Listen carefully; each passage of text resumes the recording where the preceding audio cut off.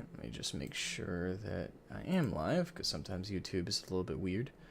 Alright, looks like I am indeed live. Hello, everybody, and welcome to the stream.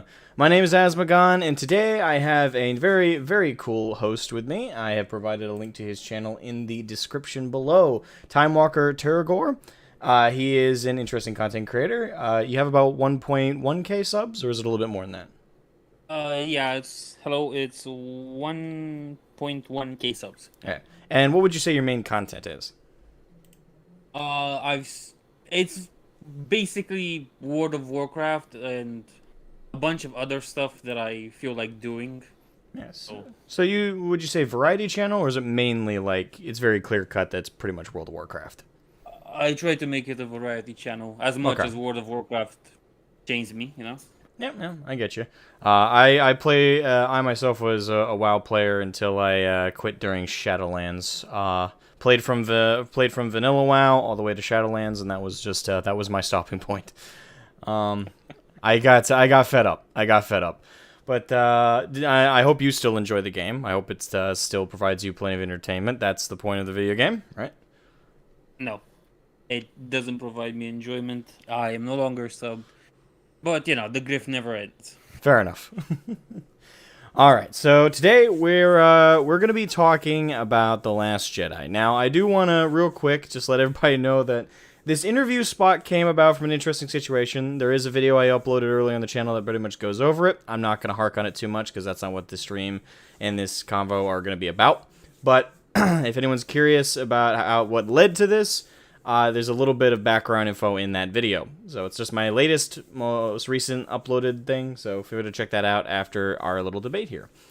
Other than that, the only other I want to say like opening cleanup thing to cover is because the topic originally that was posed to have an interview about, we both agree on.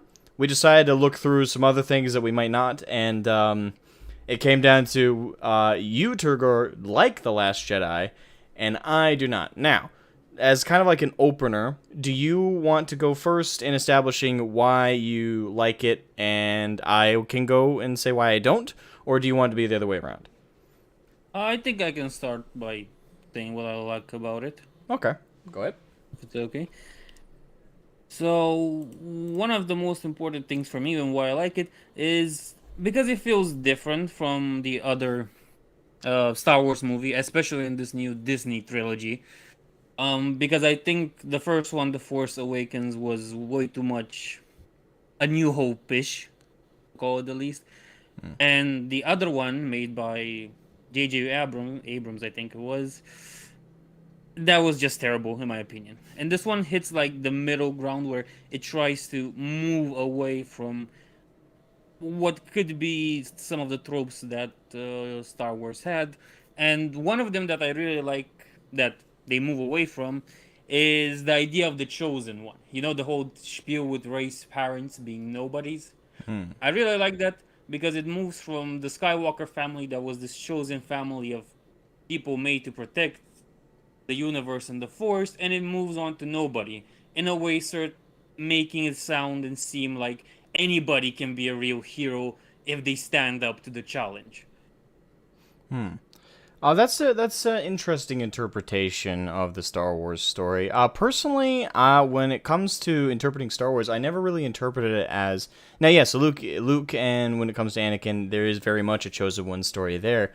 But there was never, in terms of the overall universe, there's never been this idea that only the Skywalkers were really meant to protect and safeguard the universe. It's more or less that they were birthed and came about because of a specific situation that they needed to resolve, and it came about by their bloodline.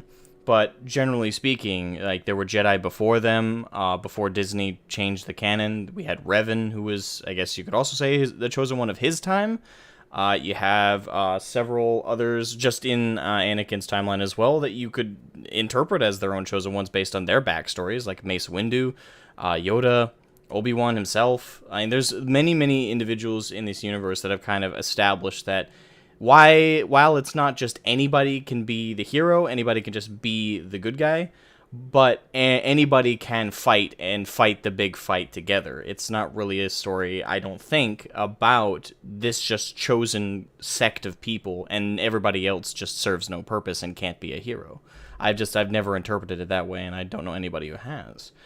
But it's interesting that you kind of got that from the story, and you felt that The Last Jedi changed that. Now, for me, why I don't like The Last Jedi, what I find fundamentally polarizing about it is, by the sounds of it, the same reasons you enjoy it. I don't like that it differentiates itself so much from the tone of Star Wars, and it tries to depart itself too much. Now, there is something to be said about a healthy level of innovation and change in a sequel, and especially when there's been a big gap of time between this trilogy and the previous. However, there are certain aspects about a universe that need to be maintained on some concrete level. Otherwise, you might as well just start a completely new story rather than co-opt a name like Star Wars. If you're going to change so much, and if you're going to completely depart so much, then why are you intentionally, if anything, hurting yourself and the brand that you're co-opting if you're just going to go that far from it? People expect something with Star Wars. They expect a certain tone, a certain approach, and certain aspects of the universe to be maintained. Whereas with Disney's trilogy, the sequel trilogy, I think in particular The Last Jedi is offensive when it comes to in what ways it tries to add things to the universe, but in fact it kind of just parodies almost things that have been done before. I mean, the final battle in The Last Jedi, for example, was fought on a salt planet. I felt Hoth vibes really strongly from that, but they were clearly trying to differentiate themselves with just a slight aesthetic change. But it was still a defensive position, it was still being hit. It's stuff like that throughout the film, where there's clearly a level of it that's inspired from something previous, but it's such a small thing, and the ways they try and change are so epidermal, they're so, like, skin deep, that it feels almost insulting to anybody who actually is fans of the franchise. So overall, I dislike, and would even say almost hate The Last Jedi, for its just sheer, I want to say hubris behind its writing.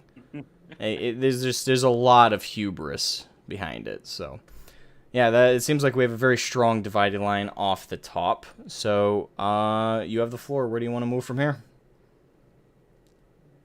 You're mentioning something interesting there, that they could have as well made a new Star Wars story and technically not connected to the previous trilogy, correct? Yeah, they could have. I want to make sure, since English is not my Yeah. first language, I need to connect things in Yeah, different in ways fact, here. I actually wanted them to do that. When The Force Awakens was announced, one of my first theories, because you remember how everybody was excited, I assume, right? Like every Star Oh Wars yeah, fan was yeah. just hype. Nobody was assuming anything really bad from it. We were all like excited, we were eager, we wanted to see where they were going to go with it. And for me, and I want to say most people, we were expecting a brand new arc. Well, initially when it was very first announced, keep in mind this is before Luke and other actors, veteran actors, were being announced to officially be coming back. The very first like teaser trailers and stuff, I was eager for a brand new story, a new arc. Maybe some callbacks to, or some references to where Luke, Leia, and Han are in the universe. Maybe they passed away, or maybe they're out there doing something. But widely speaking, what they did still survives and still holds true, but there's a new story to tell. There's a new foe to face. There's new things being done, and what was once there is merely just kind of background dressing. It's just basically this storyline's ancient history almost. So it's not like corely tied to the events that happened in this new story. I was hoping they would go their own route with Finn, which was a great basis for him later on when they did announce that it was going to officially be connected to the previous stories, which I wasn't super fan of. But despite that, when he was introduced, I was like, okay, a former stormtrooper who escapes the life. They had so much they could have done. Like literally a whole trilogy could have been dedicated to just Finn. Not any lightsaber wielding Jedi, Sith, nothing. A former stormtrooper turned loose, betrayed the principles he had been brainwashed since near birth to obey, and also kind of show what happens when he faces stormtroopers who are still locked into that lifestyle. How, what kind of confrontation or frays will they get involved in? What kind of headbutting are they going to do? And how will he hesitate to face his former brothers in arms, especially since he escaped that life, but the sad thing is he sees a reflection of himself in them. And, with that, again, there's just so many, just with Finn, so many amazing stories they could have done and made a trilogy out of. And not even really included a new Jedi, a new Sith, or anything. But instead, Finn gets relegated, starting with The Last Jedi, in my opinion, he gets relegated to start being a side character, whose involvement to the main core plot starts to diminish strongly. So, and I will say this, it was much worse in the Return, I almost said Return of Jedi, no, that's actually a better film. Rise of Skywalker. Yeah, that film did him way dirtier than this one, but this one still did him dirty, if you ask me. He downright stealing his self-sacrifice towards the end, which would have been not my way for him to go, and certainly not how I wanted his character to develop, but with how the two movies up to that point had, that was as good as way to go as any, and would have justified his arc in this film. But instead, he stopped from sacrificing himself, and in one of the stupidest scenes I have ever seen. Yeah, like Finn for me is a great example of how this trilogy kind of botched what it set up very strongly. I understand. Now, regarding Finn, I have to be honest with you. I think that's the whole give him his own stuff was what Ryan Johnson planned to do with him, with the whole casino scene, and as you mentioned, the sacrifice that got botched, you could say. But the biggest problem in Finn's story in The Last Jedi, and I will say wholeheartedly as a person that likes that movie, is the character of Rose Tycho. That's really what screws over anything good that Finn may have done in the movie. Yeah. I think it makes the movie lose a lot of value because people always remember the Rose Tycho scenes in the casino with the camels. Oh yeah, and the thing is that whole they wasted so much plot in what was it? I don't even remember the name of the planet now. It was a casino planet something. Yeah, it was. That's the thing. It was such a waste of time and plot that I can't even remember the fucking name of it. Canto Bite, was that it? Yes, I think that was it. They've made a book about it, if I remember well. Yeah, I don't know about you. I ain't reading that book. Okay, real quick, let me welcome everybody who's in the chat real quick. James Knighton, welcome. Also welcome Ludus, also known as Librarian in the chat. And welcome Siege, how you doing? But yeah. So, okay, so Siege says, yep, that kind of story has a lot of potential for me. I feel there is a lot of lost potential within the Disney sequel trilogy. Yep, that's very much my take. I hope everyone's doing well. Yes, I'm doing pretty good. How about you, Turgor? Okay, I'm okay. Enjoy my time. That's good. Okay, so well, what do we hit next? So, I kind of brought up, the weakness of how they developed Finn's character. You brought up, you consider a strong weakness being with Rose Tico. So we both acknowledge that there's some weak character development. Would you say there's a character you felt that was strongly developed through into The Last Jedi? You felt was handled correctly and was given the proper building blocks for? If I say yes, it's gonna turn into a bloodbath. But I think you're here to debate it, man. Yeah, that's true.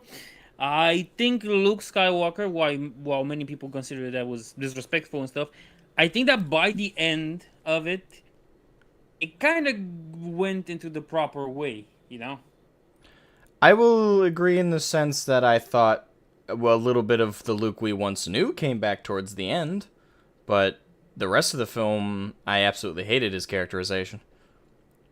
I mean, I think it comes with the storytelling we get a lot in modern Hollywood.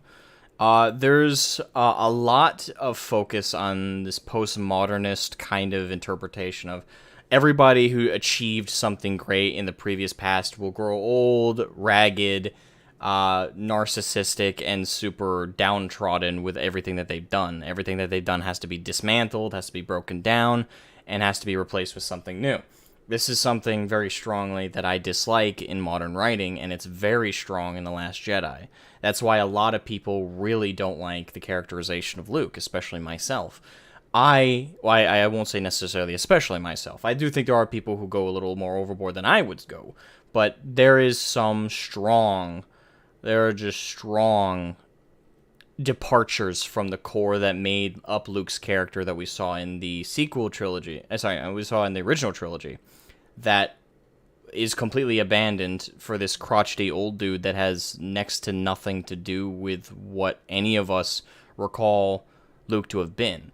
And I know that oftentimes the excuses that is made is, well, hi, Kill Team Hungry.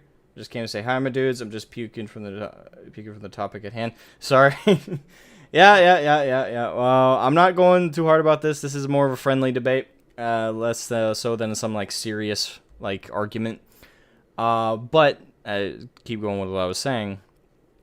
With Luke's character, I think that it's fair for some people to bring up that, okay, well, over time, especially with the events that they wrote happened with Luke, that he would become a bit more downtrodden, he'd become more depressed, I'm very curious to get your take on this, but I think the thing that makes people, by a large portion, start to agree that how they went about making him this crotchety old dude that's unhappy with what has happened in his life is they destroyed his character previously by showing a flashback to when he was the head of the Jedi Order, and the new burgeoning Jedi Order, and he confronted and sensed Kylo's corruption in the Force as Snoke was reaching out to him. So instead, Luke sensed the darkness growing, and his immediate response was to ignite his lightsaber, and he almost killed him. Now, this is something that there's no explanation for. There's no setup why Luke, between what we saw of him as a character and as a person in the original trilogy and that point of that flashback, there is no zilch explanation for what turned Luke from a hopeful person who threw his lightsaber aside against Darth Vader because he believed there was some semblance of good in him left, despite him being overly controlled and corrupted by the dark side. He tossed his saber aside and let the Anakin invader come back out, even sacrificing himself. How did we get that young, hopeful man become the leader of the Jedi Order, ready to kill his nephew at the single sense of darkness, as opposed to trying to help him, trying to guide him away from it? For me, I don't think there's any argument to be had there that was just a butchering of Luke's character. And to use that as justification for the crotchety old guy we deal with throughout that movie is, for me, just an absolute smack in the face. They did absolutely nothing to justify the more ragged man we see. But what do you think? Now, I agree with you on the whole thing that modern writing is trying to kill everything that was once nice and good and stuff. I agree. That's why I don't watch deconstruction of the superhero archetype and stuff like The Boys and The Watchmen. I sometimes want my heroes to be good guys. And Yeah. I understand your point about Luke somehow. It doesn't really make sense, and I agree with that when you think about it like this. Since what was the last movie called? Return of the Jedi. You see Luke trying to somehow bring his father to the light and having compassion and stuff, and then you are right. He basically almost ignites his saber and is ready to kill his own nephew. And I think those moments are put in such a way, when you take it linearly like this, that yeah, it looks bad. Well, the problem is they make us interpret it linearly because they've provided no buffer. They gave us no detail between the last time we saw Luke and this movie, in terms of the timeline, what has happened to kill Luke's former utter downright staunch belief in the good in people and being able to bring people back even from the depths of darkness that Vader was in. What took him from that to being ready to kill someone at the slightest hint that they might be corrupted by the dark side? They don't give us anything, so they leave us with only a linear interpretation. But in comes now my personal and favorite theory that I like to expose when it comes to talking about this, is that Luke is still a human at that point. And there is this thing that sometimes happens when you have a lack of judgment, a moment of weakness when you give into something you wouldn't normally do. It's like that thought that sometimes springs in your head. Maybe if I kick this ball, I'm gonna break a window or something. Maybe I should do it. But I know it's kind of childish and stuff, but I think there's a pretty strong departure from that in killing your nephew. it is.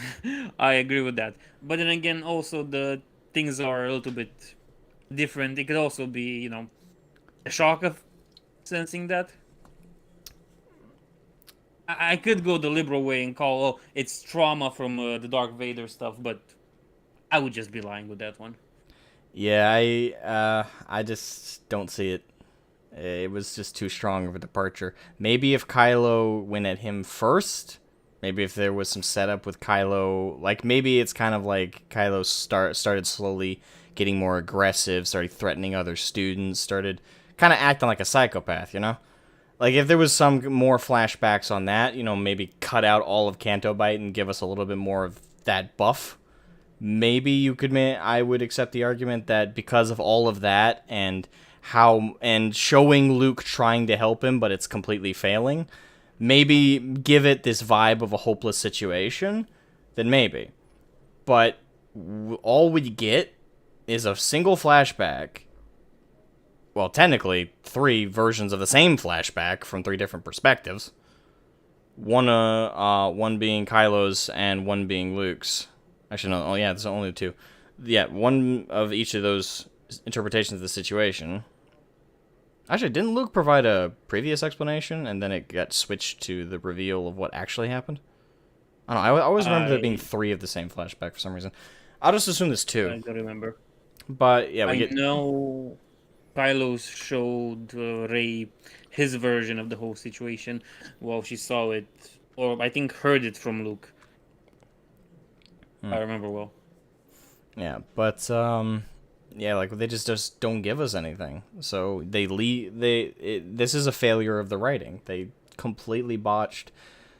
Giving us the justification for Luke's change. And that is why so many people, including myself, absolutely hated the character. In fact, even Mark Hamill himself hated how and disagreed with Rian Johnson on every single characterization of Luke in this story. He said it himself in multiple interviews, ironically advertising the film. So it's just, this is a case where the writing completely failed to justify the alterations in the characters' motivations and behaviors. They didn't put in the legwork. So I hate the idea that you put the onus on the fans to fill in the gaps of your bad storytelling. So it's my job to come up with the theories and the explanations for why the change, where you can just sit on your butt and leave it up to me. That's not my job. My job is to take what I'm given and come away with what I want and what I instinctually come away with. And what I came away with was they didn't understand Luke's character and they didn't care.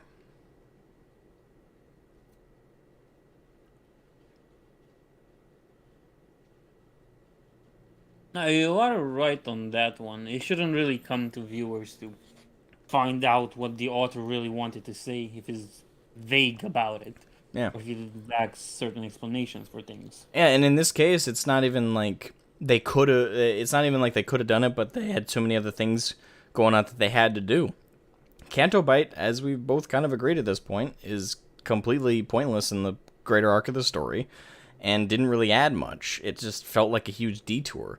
Can you imagine if they took that entirely out and left that whole chunk of the film open to doing multiple flashbacks over the course of a long training period between Rey and Luke. And we slowly get, again, that step-by-step drop from Kylo as he goes from being a hopeful young student of Luke at the new Jedi Temple, learning the ways of the Force, learning how to control everything, and then one day he just starts acting differently, and it starts out slow. We get like one flashback, it's just he seems kind of evasive with Luke, but still does his training, still acts accordingly.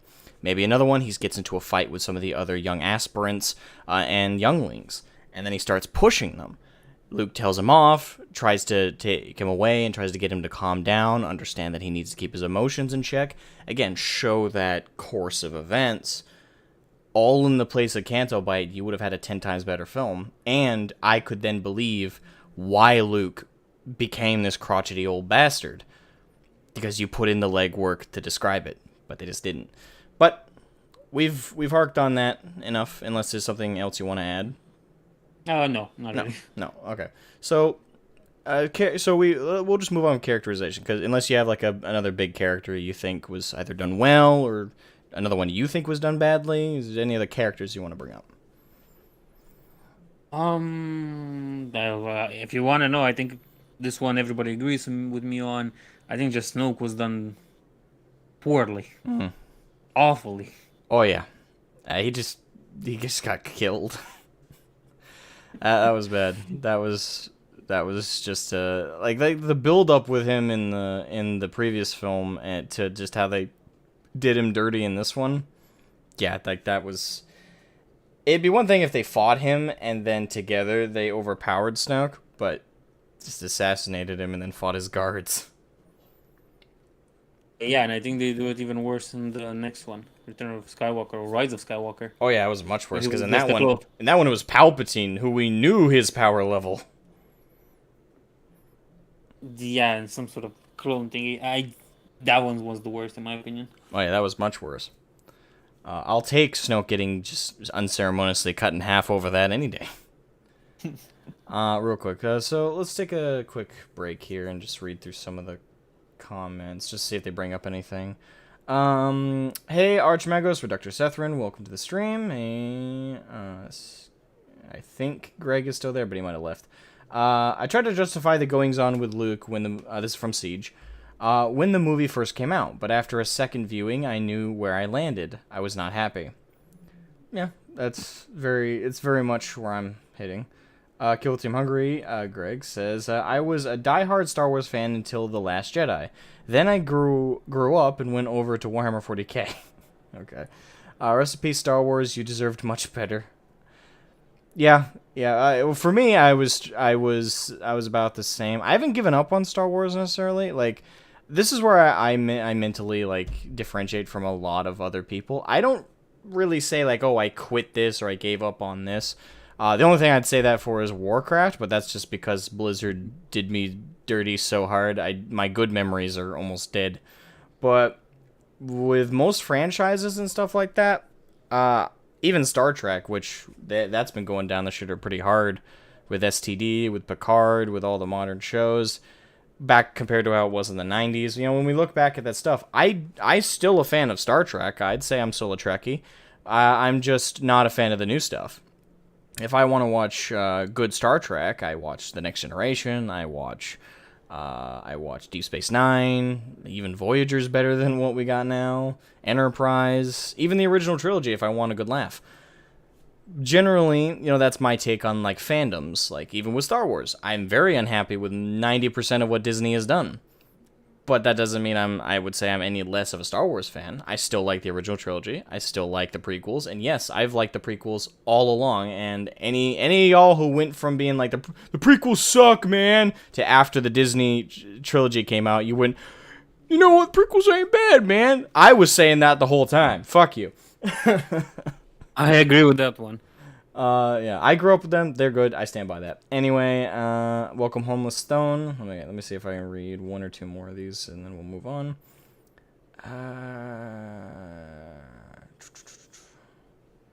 Without the bitch fight between Johnson and Abrams, the trilogy could have been okay-ish. And that is a fair thing to bring up when it comes to this trilogy. What hurt it a lot was the fact that the snake changed heads in the middle, as opposed to one solid vision throughout. I mean, they later on admitted, Daisy Ridley admitted on, what was the talk show she went on? I don't think it matters. She was on a talk show and she admitted flat out that one film she was like Obi-Wan's daughter. The next film she was a nobody with no connections to any big family, and then the Rise of Skywalker came out, and then all of a sudden you're Palpatine's granddaughter. It's like, okay, this is jumping around a lot. So, but that right there is a big indicator of just how little vision this trilogy had, and the fact that it basically had none. They were working movie to movie, film to film, scene to scene. So that, I think, is what hurts it a lot. And in this film in particular, with just how much hubris Rian Johnson brought to the table, I think The Last Jedi was a lot of people's last straw. Yeah. Alright, so we pretty much gone over all characters. So I think we'll go into like the one thing I will compliment about the film. Visual effects. I liked the visual effects in The Last Jedi. I think this goes for not just like CG stuff, but also scene composition, sets. I liked them. Even though I think it's a direct like harkening back to Hoth and the Battle of Hoth. Even the planet that they stopped on at for the final battle, I kind of like the idea of like a salt planet with the top of it looks like snow, but then it gets dig up and there's a bunch of red salted crystal. I think that's really cool. Aesthetically, generally speaking, I did like the aesthetic of the film, and there's really no special effects I can think of off the top of my head that I would say were detrimental or done really badly. But what would you say, Turgor?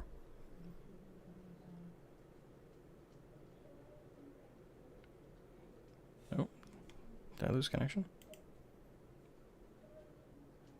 Turgor, can you hear me?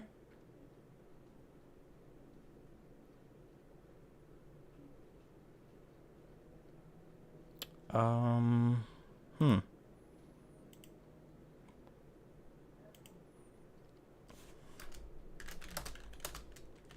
Uh-oh. That's not good.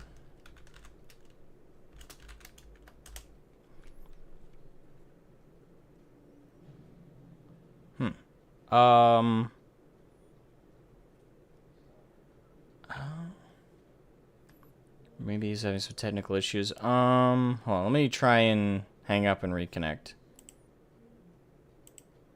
Hello?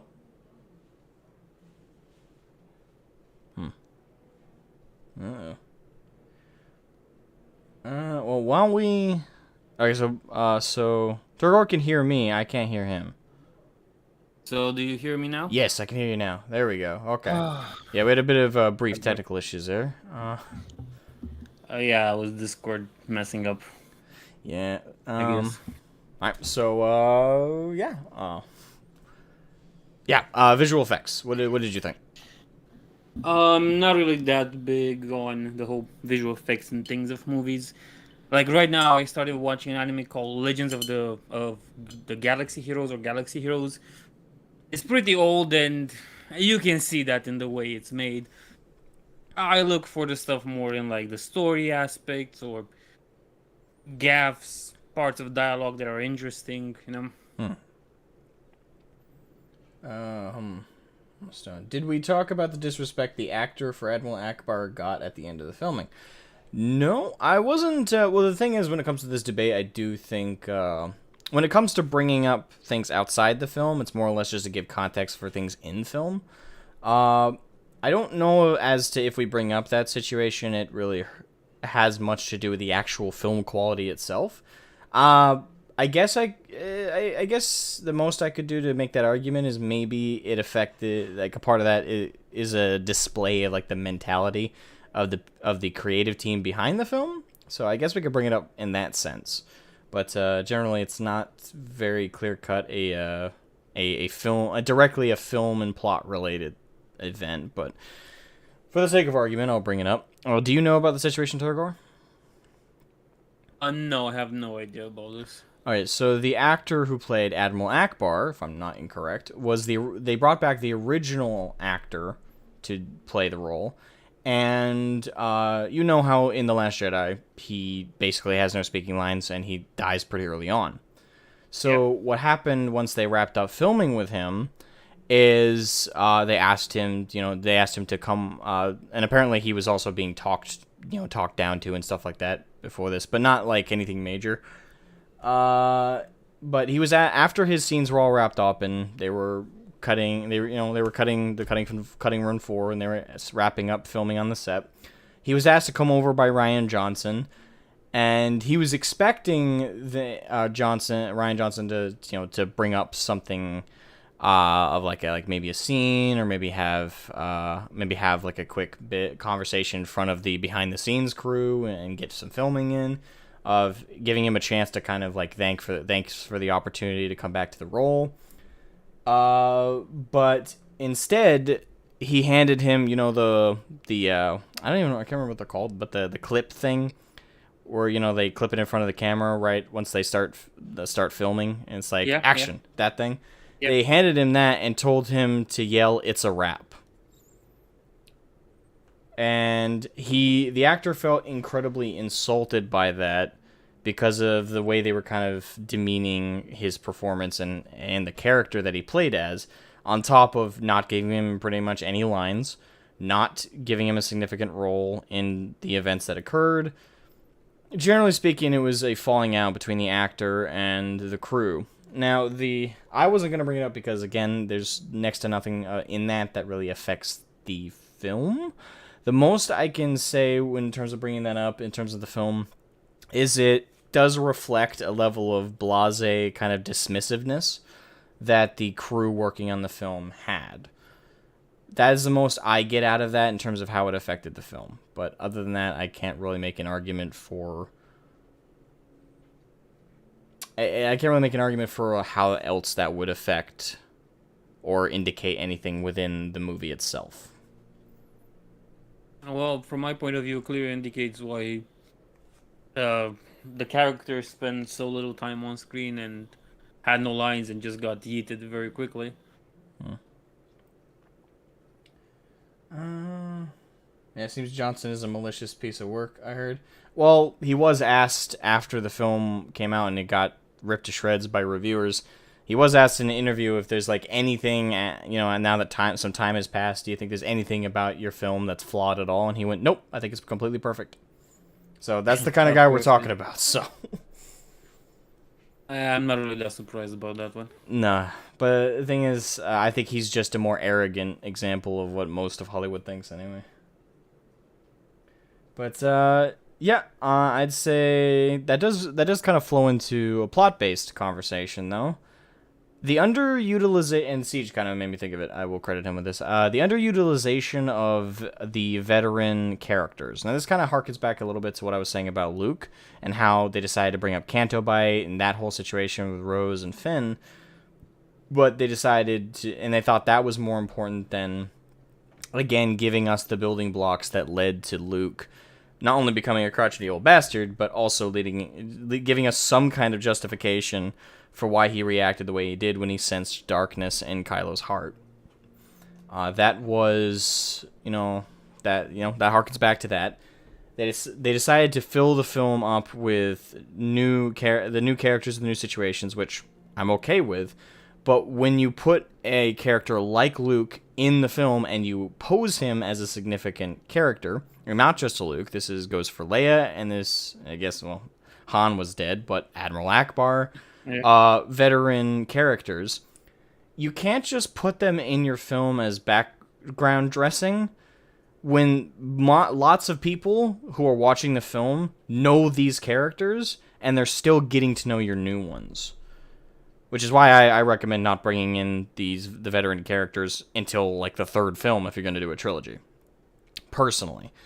Because you want to give the fan base a chance to build with these new characters. I again would have written a story where they were relegated to just, legacy characters, as in like their history, they're called back to. They might still be alive and you might still encounter them, but the story's not about them anymore, it's about these new characters.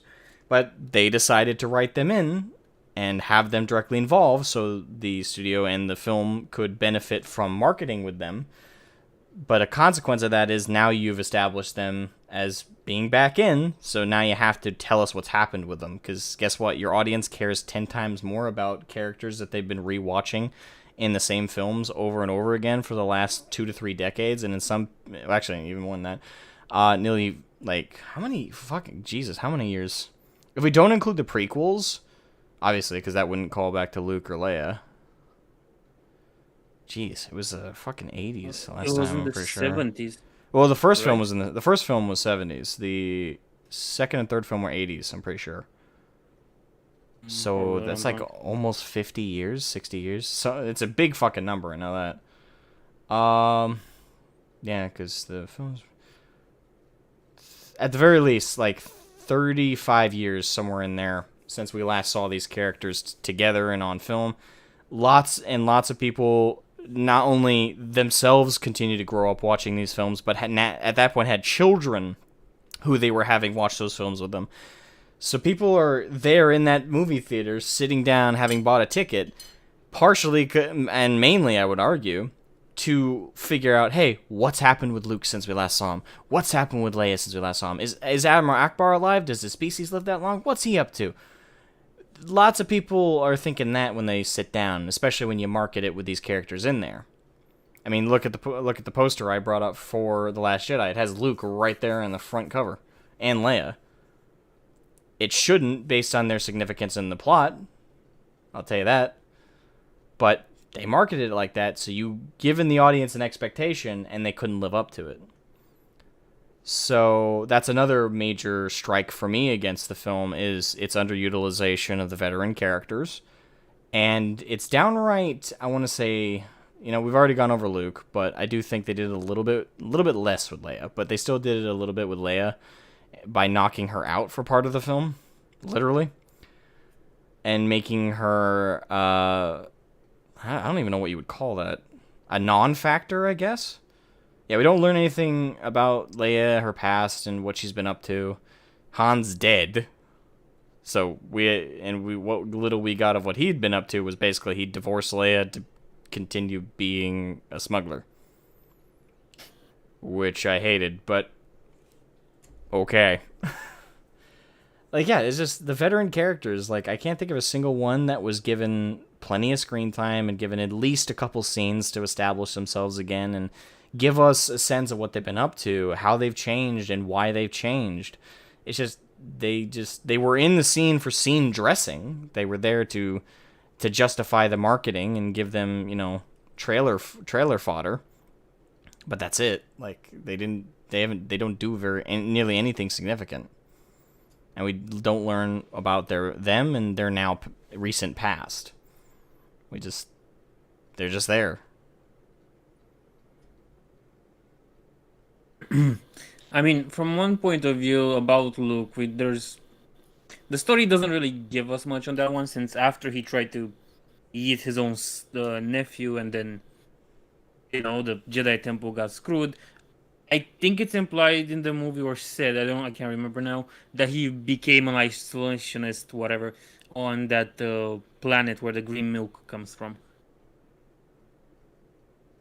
I don't think there's really much to build from that side of the thing. With Leia, I agree. There could have been things to build up from. I already gave you an example of how Luke could have been built up, though. Flashbacks during Yes. training. Yes, he did. I think it's implied she was in a lesbian relationship with Holdo. Yes. Yeah, Yes, I think that's true. that was partially implied. Hey Nathan, where did this debate stem from? It's kind of out of the blue. I mentioned it briefly at the beginning, but with the shit that happened on Twitter with the debate with the pro-femmarine crowd, I offered a interview spot that coward Jack Frost didn't want to take to anybody who wanted to come on and interview about something. Turgor wanted to hop on, but he agreed with me on the female Space Marine debate, so we decided to sit down, figuratively speaking, and harken out like, okay, what's something else we disagree about that we can make into like a debate, and this was the topic. Yeah. No, to be fair, I've watched your latest video regarding Jack Frost, and I don't fully agree with you. In You what know, part? on the Fabius bio part. You don't agree with Was that? Okay. Why did you the agree? oh it comes more out of not personal. What's the word? Okay, so the Emperor is built during the Horus Heresy and Horus Heresy in general. And he's this great creature outside human understanding, except when he is in easy to understand because it depends on the writer.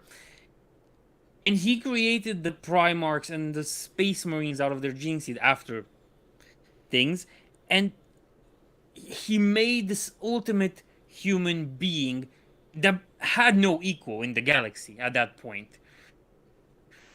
To have Fabius Bile and, of course, Well, you got to keep in Belisarius are also mind cool. that I mentioned this, but Fabius Bile is aided by the Chaos Gods and their powers. Now, yeah, he's not a fan of Chaos, but he can still utilize them. He's still part of Chaos, just begrudgingly. Now, if he wasn't part of Chaos and didn't have any kind of access whatsoever to the warp powers, I'd agree with you. Like, there'd be no chance in hell. But if there's an equal to the Emperor's genius and power, it would be the Chaos Gods and their powers. And apparently Belisarius Call. Through Belisarius Call as their agent, I do think that he could make female Space Marines.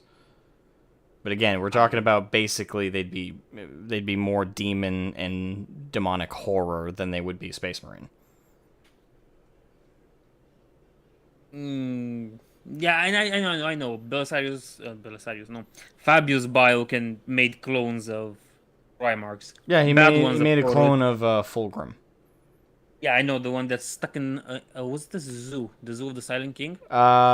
Trays in the Infinite's fucking library personal Yeah, stash. that zoo thing. Yeah, stashed in there.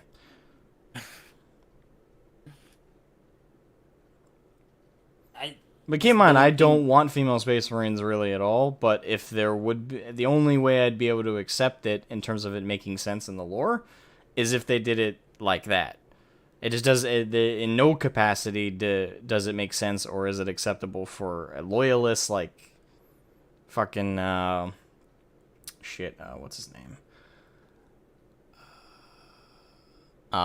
Fucking yeah, Call. There's no way for Call. I think like I'm already mad with the Primaris shit, but Fabius Bile, like I can see it happening. Mm, it's this bridge I don't really want crossed. It was already crossed with Call and the Primaris, but I do, like I said, I'm not like advocating for that. I'm just that in the I know, video I that know. was like a small sub thing of like that's the only way I could see it happening. Oh, I know. I just decided to chime in. Alright, where were we? Shoot, I think I lost my train of thought.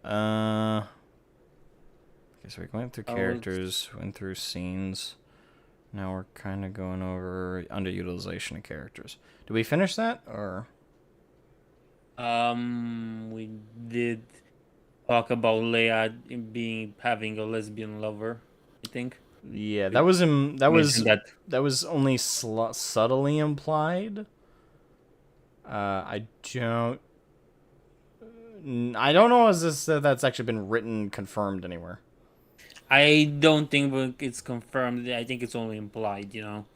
Like those Sapio things with the two chicks that lived in the same house and had a bunch of fun and stuff, but they were just best friends and stuff. Yeah. All right, so yeah. Anything else you want to say about the underutilization of the veteran characters, or no? I don't like what they did with Yoda, in a way. Hmm.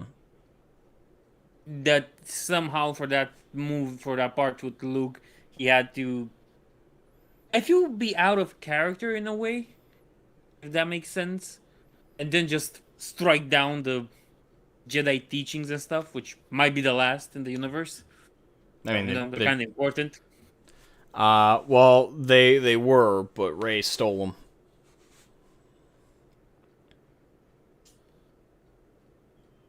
I don't remember that. Okay, so you remember Leia burns the tree, and he says, "It's just a tree," pretty much burns it down, right? Yeah. Sacred Jedi text. Yep. At the end of the film, it's shown that in the ship that Rey took to save the survivors of the fight on the salt planet, she had stashed away in a bag the Sacred Jedi texts. She stole them. Okay, that one I didn't remember. Hold on, let me see if I pull up the clip. Rey, Last Jedi. Rey has the Jedi books. There we go. We later find out Rey still has the books on the Millennium Falcon, which we found out at the end of the film. Okay. It's not a good sign, man. I remember the film better than you do, and I hate this film. Apparently, see so. Oh god, I don't know. Maybe hatred's a better fuel for that small stuff. But yeah, Probably. Yoda didn't burn down the text. When you find that out at the end of the movie, where she still has it. When he said it's just a tree, it literally was just the tree, because the thing in the tree, the text, she stole. Okay, my bad. Yeah. So. I like what stuff and things mentioned in your chat regarding, I think, the Leia and Holdo thing. It's subtle, so they can edit it out for foreign markets like China. Oh, where's that? Battle try to millennia, stuff. Didn't work fully. It's subtle, so they can edit out for foreign markets like China. I'm not sure. What was that in reference to? The Holdo thing. Yeah, I'd say. I haven't seen it confirmed anywhere, and I've only watched the film twice. I think once in theaters and once on Disney Plus, just because I was trying to confirm some things. After I watched it forever ago, but yeah, when it comes to that lesbian thing, again, I just haven't seen it confirmed anywhere, and I didn't pick it up while watching it. Like, I only remember them like looking at each other and giggling when talking about Finn, which is about it. Like, other than that, I can't think of any hints that I would even actually call hints at that. Like, a look and a giggle is not a lot. Yeah. But that's me. The complete non-usage of Anakin Skywalker should be a point. I did make that point. Well, no, I made that point more about Luke. Well, thing is, I'm totally fine with them not using Anakin in the new trilogy. I mean, let's be honest, the Skywalker saga ended at Return of the Jedi.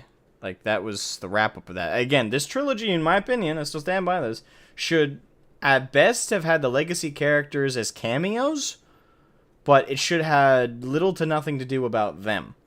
And this should have been a trilogy to establish a new arc, a new story, with a new enemy. Instead, because they knew that wasn't going to sell as well as bringing back the old characters, they decided to bring back the old characters as insulting window dressing in scenes. But they should have started fresh with the arcs of what Luke and Anakin and the rest of our old crew did during their lifetime, being not ancient history, but being, by that point, old history. Like, it's been decades, it's been years. And yeah, have a cameo or two. I would say keep the Jedi alive, please. Like, don't undo the accomplishments of the old films. Set up a new threat with new consequences, not repeating the same shit. And at this point, the Jedi Order's fucked. Like, they can't even get restarted at any point. They keep getting slaughtered.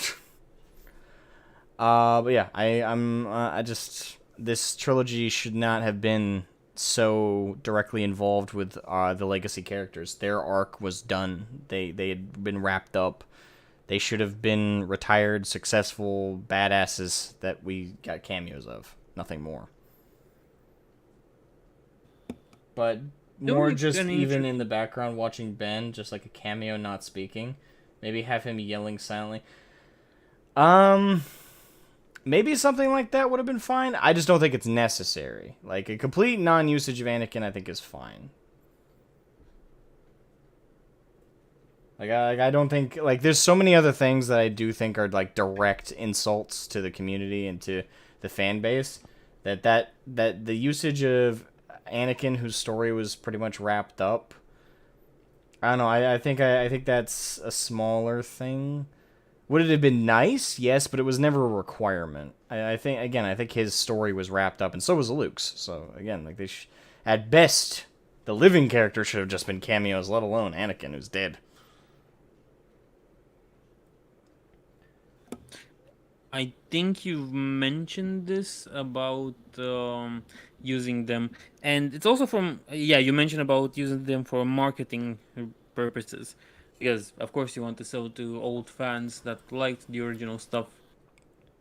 And I don't think it would have sold as good if it was just Ray, Kylo, Finn, and Poe alone. No, they would not have. Again, I don't misunderstand me. I know why they did it, but they hurt themselves in the long run by this decision. Here's the thing: for short-term gains of ticket sales, they made the story integrally involve the veteran characters, but they clearly didn't want them to be there, so they underused, underdeveloped, and just simply kind of shoved them in the background, downright knocking Leia out for a whole film, and having Luke be nothing like himself, and having little to no explanation for why he is the way he is now. It's just, oh, well, he's just an old, angry hermit. Okay. There's just so much clashing of, well, we need the old characters for marketing, but we don't have any fucking plans with them because their stories were wrapped up, and we know that, so we have no intentions with them, so we just kind of have to shove them in.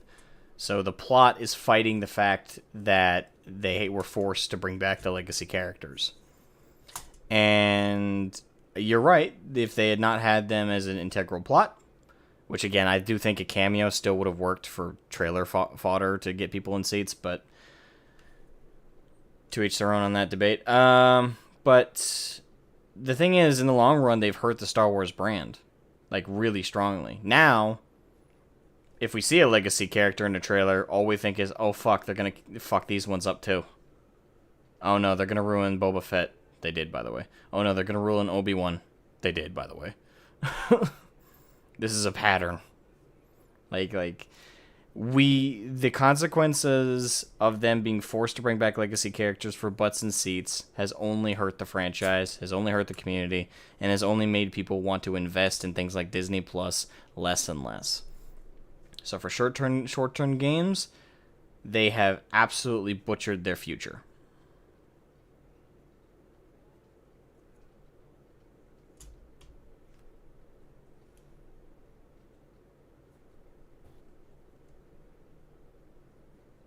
I pretty much agree with that, and that's the thing that Disney seems to have been doing, even with Marvel. I observed, like for example with Hawkeye and who was that? A Knight, maybe. Yeah, the old switcheroonie. We're gonna make this show about this character, but the most important character is this other character that comes in and kind of steals the thunder of it. You've mentioned Obi-Wan, and well, that's what's her name, Riva, in there. Yep. Same with Hawkeye. Yeah, they just continually have new characters piggybacking off of the backs of the veteran characters they know the community does like about. Because it's pretty clear they're confident that they can't write stories just about the new characters without them not working out. And the thing is, yeah, you're going to not have as much views if you include the veteran character, but that's a new fan base you're going to start building back up. It's not even really a new fan base. It's going to take them a little bit to get used to a new character. But you can still do that. Build a new character. Give them their own ground to start building off of, as opposed to relying on the veteran characters. Because once you bring a veteran character into the story, at that point, you have an obligation to have a level of the plot explain why they're there, explain where they've been, what's going on, where they're going, and why is the buck, and if the buck is about to stop for them and they're going to stop being heroes and they're going to hand over the torch to a new generation, showcase that as being something believable, but whilst and being something that is still respectable to the character that people are there to see. So when they pass on the torch, it doesn't feel like they're giving it off to someone better. They're giving it off to somebody who has the potential to be better. Like they have an obligation to that when you bring back a veteran character. But the thing is, the writers and the showrunners clearly, and this is just with all shows, this is with Last Jedi and all, they bring in these veteran characters for the sales, for the tickets. But they don't do anything with them. The writers are so incompetent they can't think of how to fit them in because they were so determined to make the story about Rey, to make the story about Kylo, Finn, Poe. The story was meant to be about them. But because they're forced to have these veteran characters in, they put them in there, but they don't do anything with them. They don't fulfill that obligation that they've been given at that point, narratively, to tell us what's happened with them and give us the justification for the buck being passed. Because they just didn't want them to be there to begin with. It was forced on them by executives. So that ends up hurting and destroying these stories a lot.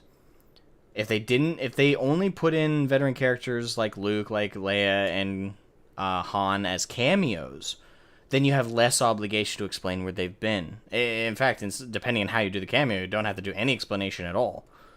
And you can still keep the story entirely self-contained around these new characters that you're developing and you're establishing without that crutch.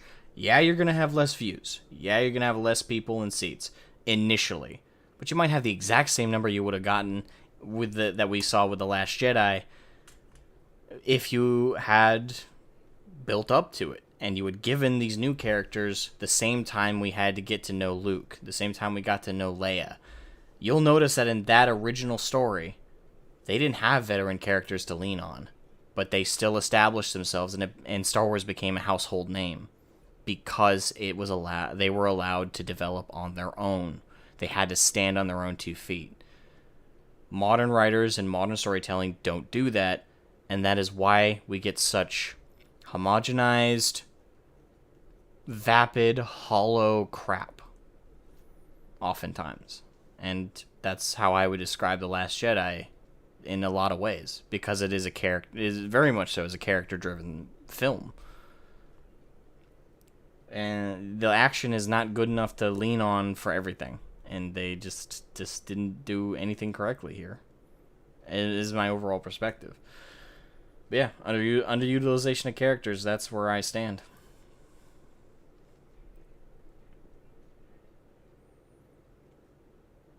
Uh-oh.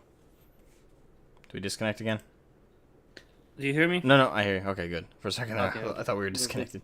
Okay, we're good. No, I pressed the mute button on this one. Okay. A mistake, you know? Yeah, it's fine. Alright, so... Let's see, we've been going... I don't want to push too much longer. I do want it to be a fairly concise debate. I brought up a lot of the points so far. Do you want to bring up another genre of thing? Because, we talked about the characters, the underutilization of the veteran ones, the special effects, and we talked a little bit about, we talked about the marketing, so... Yeah. I guess that leaves choreography and action, I think. I think that's like the... Mm-hmm. Is there anything else left other than that? I think that wraps it. Okay, so I think that one's pretty straightforward. We don't have to go anything too specific, except for examples, of course. Obviously, the core example is the throne room fight. What is the main fight? It's the whole movie. It's pretty much the big one, yeah. I'll let you go first on this one. I've been leading the charge on a lot of these. You go first. I for one really enjoyed the way lightsaber battles have really evolved a long time from what it was in the original trilogy to this point in the Last Jedi. And while it might be silly, and my preference for Hema isn't really that much in there, but I quite enjoy them for the things they're supposed to be. Two people fighting against elite guards and holding themselves against them, while also trying to perform as best as they can. In a way, for Rey, it's kind of weird that she's able to do that. While for Kylo, it kind of makes sense, but Yeah, I would like to point at like I guess my major issue with this scene. Let me say what I like about it first. What I like about the scene is I like the armor on the guards, and I do like the aesthetic of the scene. Like again, the throne room was nice, got a nice polished, reflective floor. You have the guards all covered head to toe in this big, bright red armor that contrasts very strongly with Kylo's black robes and Rey's dark gray and black. I guess they're kind of robes too. Actually, I'll call them scraps because yes, it's not a robe. It's kind of like it's fabric, but it's like they're tattered a more little like bit. normal clothes in a way. They're more like that, yeah, but it's kind of like wrapping. So I'll just call them scraps. Yeah, In her scraps, the contrast is very strong against them. Plus, with her only blue lightsaber in the whole fight, she sticks out very strongly in the fight. So I think visually and aesthetically, like when it comes to the color and when it comes to the scene setup, I think it's really really nice. Unfortunately, I think what I don't like about, and this goes for the whole trilogy, not just Last Jedi, I really hate the choreography in the lightsaber fights because, in my opinion, one of the objective improvements in the prequels was how they made lightsaber fights feel. In the prequel trilogy, they really sold the feeling that no one but a Force user could be in these kinds of fights because they were fast, they were visceral. Each blow and each target was something that was done at such a, not only just a speed, but at a reflexive way that it felt like no normal human who didn't have some kind of sixth sense involved, like the Force would provide, would be able to keep up with a trained Force user in a lightsaber duel. That's what I really liked, and plus the implication of Force powers. But with this fight and with all the fights in the sequel trilogy, and we see it in Obi-Wan as well, the TV show, the Kenobi show, there's this weird... They go from, like, again, that fast-paced, almost kendo-inspired slashing of the blades to, I want to say, a really slow-paced smacking people with a hammer. Like, it's very blunt. Things are just kind of whipped around. It doesn't feel as finesse. And the speed is so much slower. And the thing is, this fight was a fast-paced fight. It felt very claustrophobic at times, too, with how outnumbered they were. But despite that, it felt less fast. It felt less visceral. It felt less impactful than any of the fights we got in the prequels. And I really hate that they've regressed lightsaber duels so much compared to what we see in The Last Jedi, compared to what we see in The Force Awakens and The Rise of Skywalker. These are just not the same. And it's not even a case of just because it's not the same, it's bad. I think there's some objective points in how the choreography is done that I would say is objectively bad. And part of what made the fight so compelling in the prequels was the speed, was the eloquence, was the finesse. We just don't get that here. We get hints of martial arts being involved in how they move, and there's like one part in the fight where Rey force pushes a guy.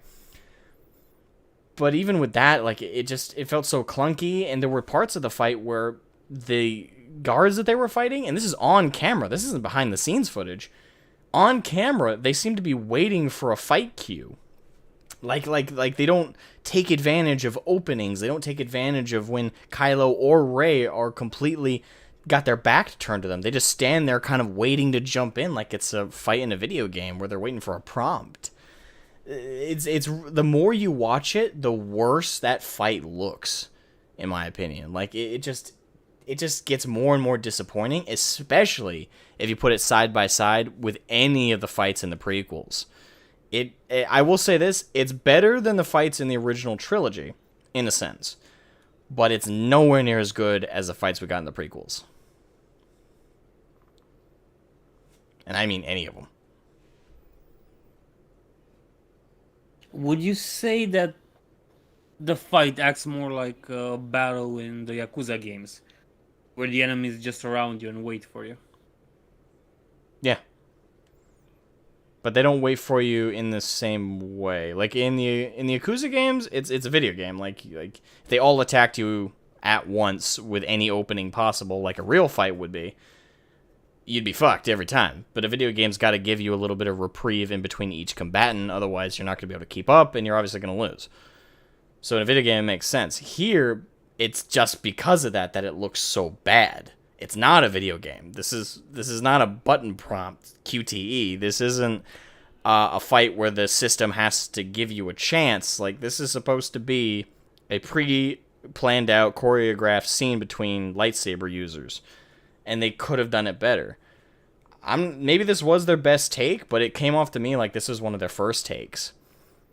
I do feel that the choreographers, I do think that they could have, not even them. Again, it's the actors, really. It's not even the choreographers did their job really well, but it's the actors. They seem to miss cues almost. Okay, Rey has to move to block here, but because she didn't, the choreographer can't just jump in and hit her there anyway. It's not a real fight. He's trying to make it look like she's kicking their ass.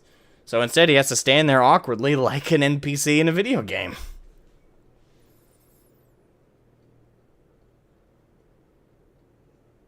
I will have to look into this one with the fight again. I can pull up the fight. Let's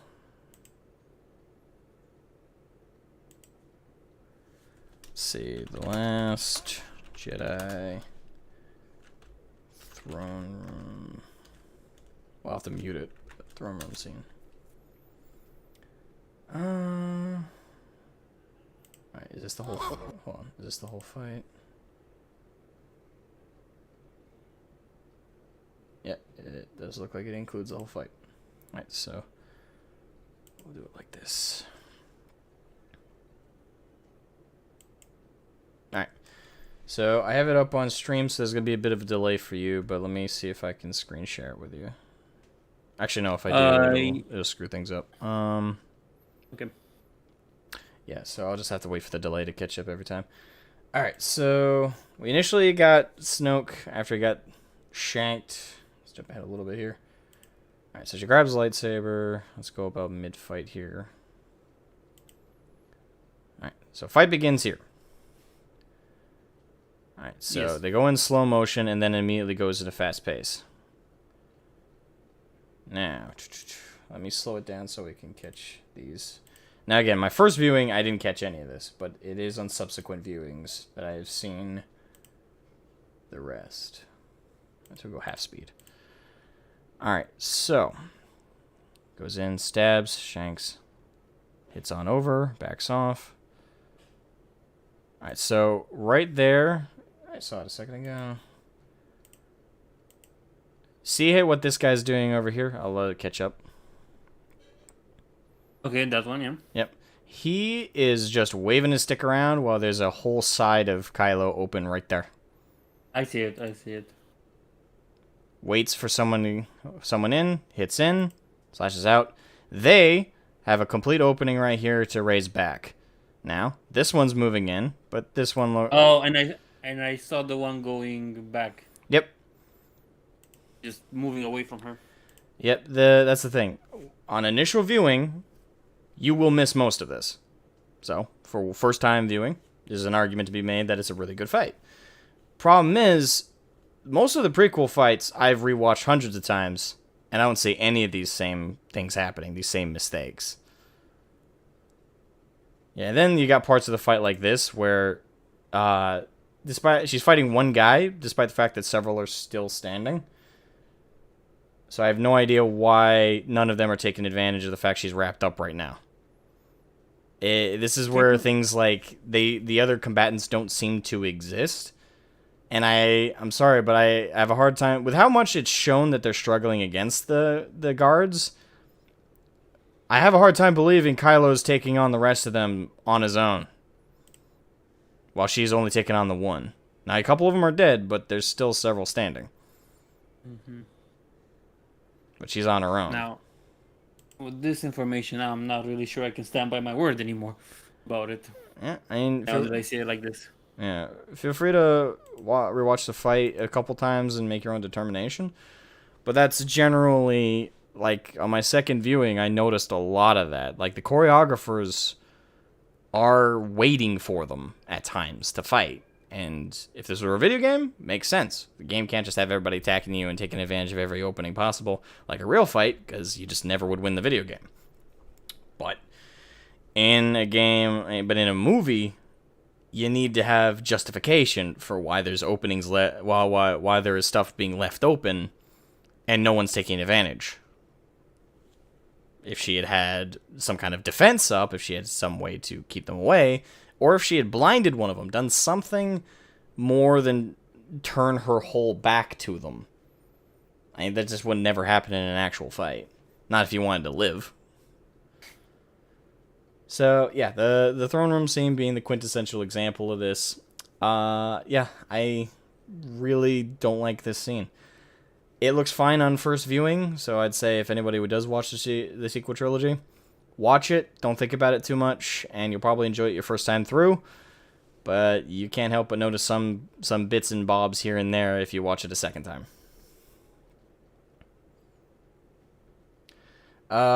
Ludus. Also, Asma, you are wrong. The prequels had more action-oriented lightsaber fights. The originals were a more emotional fight, specifically. How am I wrong?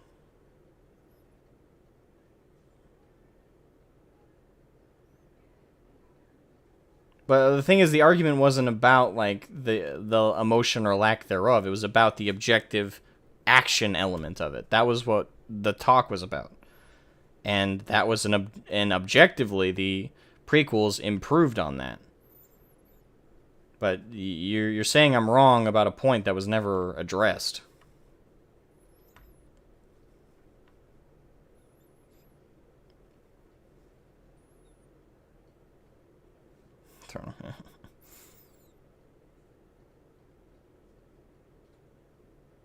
Because of how it is shot, it exposes the choreography as well as... Yeah, that's the thing. You can usually save fights like this where they have those lull moments where there's openings by doing zoom-in shots, by doing cuts.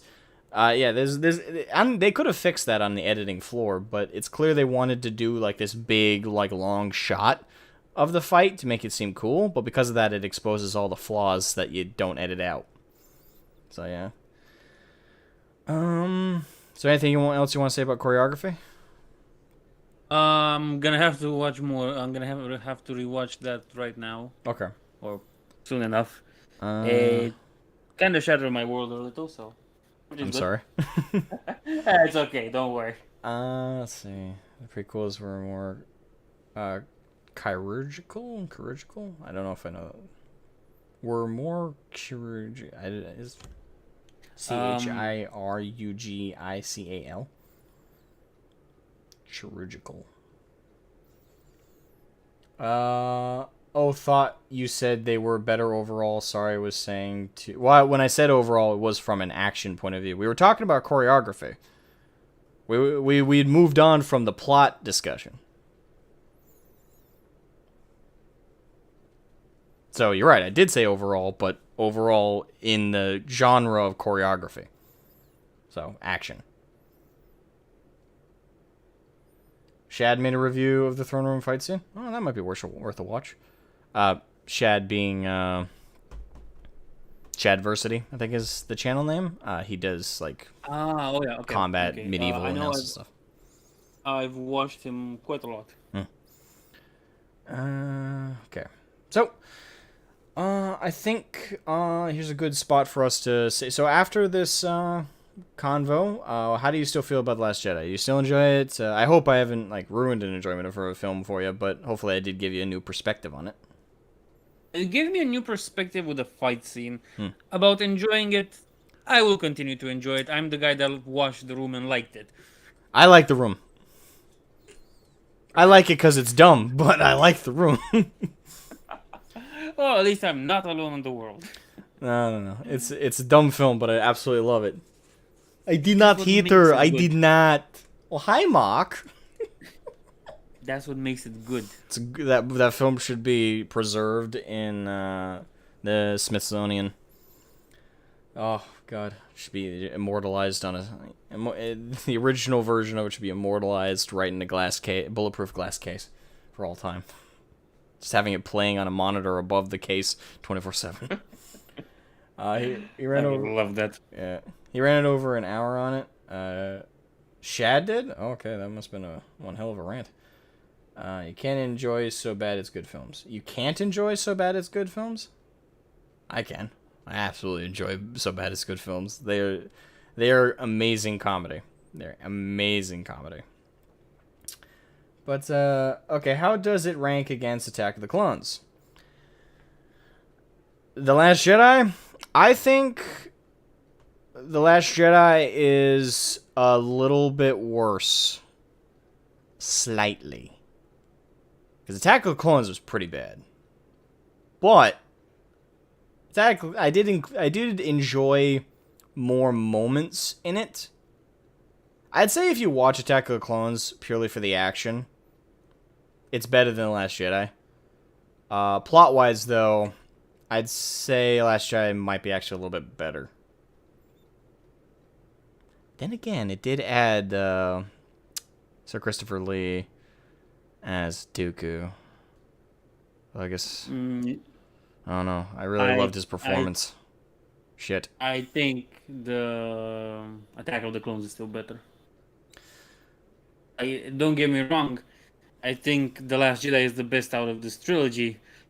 But Yeah. I still think the prequels beat them. So I agree. I do think the prequels beat it. That's the thing, though, is the plot in Attack of the Clones, though, had some major fucking issues. Actually, I'd say the plot isn't really even the problem. The plot felt worse because the acting at times.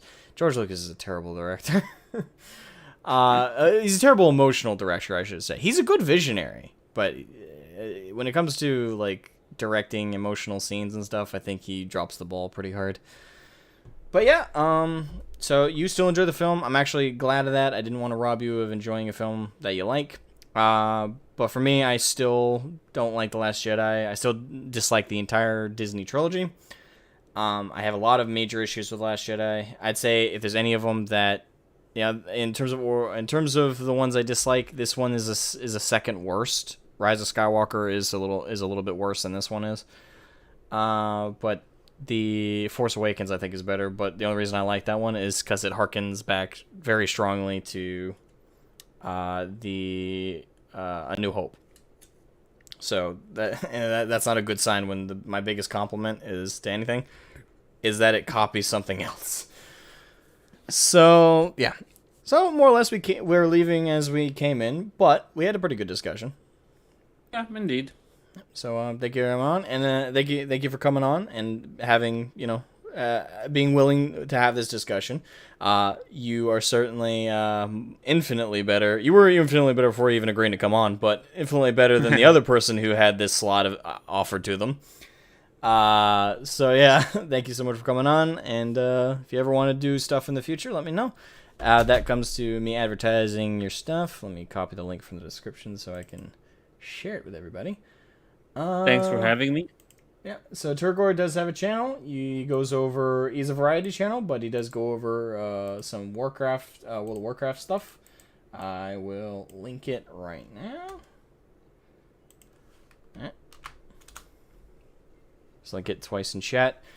And yeah, we'll wrap it up here. Thank you so much for coming on, and I hope everybody has an amazing afternoon. Bye-bye. Good afternoon, then.